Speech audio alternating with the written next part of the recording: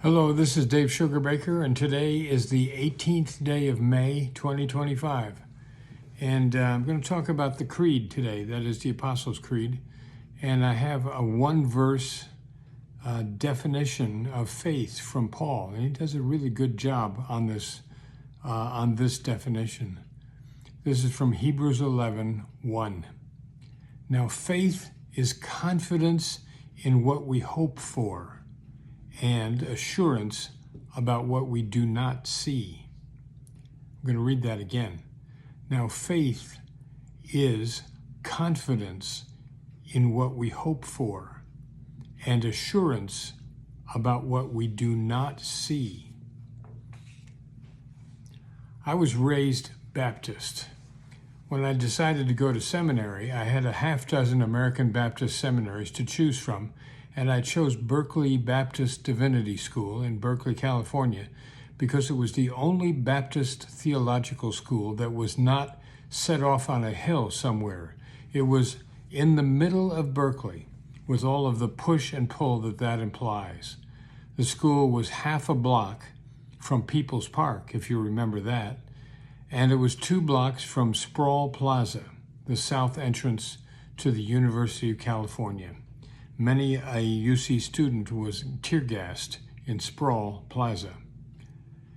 Baptists are opposed to creeds, generally speaking. You never hear a Baptist congregation reciting the Apostles' Creed or any other creedal statement as part of their worship. Baptists held the radical belief that each member was in charge of his or her belief system. It was called priesthood of the believers. They would never have agreed on one single creedal statement. It would have been unheard of for Baptists. The dean of my theological school was Paul Clasper.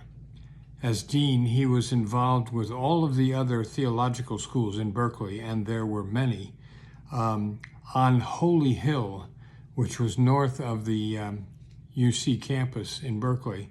There was a cluster of seminaries at the very top of the hill where the Hearst family had built a series of monumental buildings.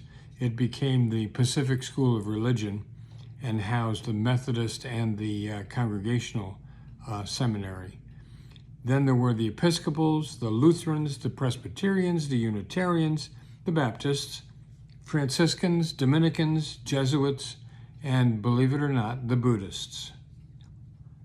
These school leaders who would get together would not only meet to plan and share resources, they also met regularly for worship together. And Paul, as our Baptist dean, was more and more taken over time with the worship style of the Episcopalians.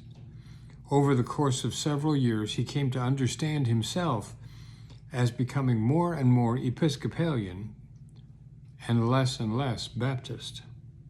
Finally, he resigned his position as dean of the theological school and became an Episcopalian priest. His Baptist colleagues were appalled. One of their main criticisms was, "Paul, how can you say the Apostles' Creed?" And Paul's answer was, "I can't say it too easily, but I can sing it." And I can identify with Dean Paul Clasper. At what was the end of my career as a minister, which is right now probably, I serve 2 churches that both recite slightly differing versions of the Apostles' Creed. Now, I don't see myself as a church person. I see myself more as a Jesus person. You can read all 4 Gospels and never hear a word about the importance of reciting a creed. Jesus would repeatedly say, "Believe in me," but he never insisted that his followers recite a specific creedal formula in their worship. It wasn't until the early church was a couple hundred years old that the creeds began to emerge, and there were a lot of them. The bishops of the church would get together periodically and decide what was correct belief and what was unacceptable. What was unacceptable was a heresy. And they would all go home then again after the bishops' council would meet, and they would announce to their individual congregations the correct creedal statement that everyone should adopt. After the Emperor Constantine in the early 300s, the work of the bishops got a lot easier. There was no more persecution of Christians because Constantine and his successors looked favorably on the Christian church. So the persecutions came to an end, and the bishops could get together. Sometimes they'd be called by the emperor to get together and decide some controversy, but they would get together and decide what was faith and what was heresy. They would create a creed that expressed proper faith, and then the emperor would enforce the decision of the bishops. So anybody who disagreed was labeled a heretic first and would be excommunicated from the church, and then the emperor would step in and banish all the heretics from the Holy Roman Empire. The Apostles' Creed was first mentioned in a letter in AD 390. That's pretty early, but it's still almost 360 years after the time of Jesus. There were other creeds that were earlier than the Apostles' Creed. It was thought that the Apostles' Creed was created by the original apostles, who each contributed one of the Creed's 12 articles of faith. Interestingly, the Creed evolved over time. We would not recognize at all the earlier versions of the Creed, but it began to take recognizable shape in the 8th century. It was adopted first in France by Charlemagne, who required the Apostles' Creed to be a part of all Roman Church liturgy throughout his domain. Eastern Orthodox churches didn't use the Apostles' Creed early on or even later. At the Council of Florence in the 1400s, they challenged the tradition that the 12 apostles each contributed one of the articles of faith to the creed. Now, I serve two churches that regularly recite the Apostles' Creed, but the creed at the Methodist Church, now a community church, isn't the same creed as that recited at the Presbyterian Church. There's an additional phrase in the Presbyterian version that the Methodists, at least this particular congregation, has chosen to leave out. So the Methodists leave out, "He descended into hell."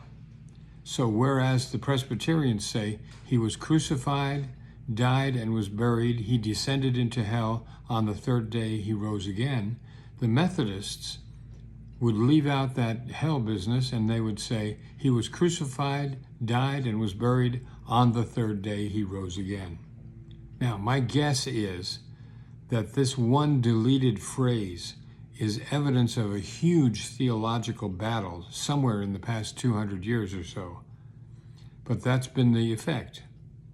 Different versions of the creed, to a small degree. Does this mean one church is defective in their faith understanding? I don't think so. Paul says in his letter to the Hebrews, "Now faith is confidence in what we hope for, and assurance about what we do not see." The Apostles' Creed is a statement of hope and faith. It expresses confidence in what we hope for and assurance about what we don't and can't see. It's about faith and belief. There's a human limitation here. We can't see where Jesus may be sitting at the right hand of God the Father Almighty. It's a faith statement. We didn't travel with Jesus for 3 days in hell. It's a faith statement, an assurance about what we do not see, as Paul would say. Listen again to Paul on the subject, and I'm going to read it nice and slow. Now, faith is confidence in what we hope for, and assurance about what we do not see. Now, thank you for your time to listen to this. If you find value here, I'd appreciate it if you'd pass it along. And stay safe. And I'll see you soon.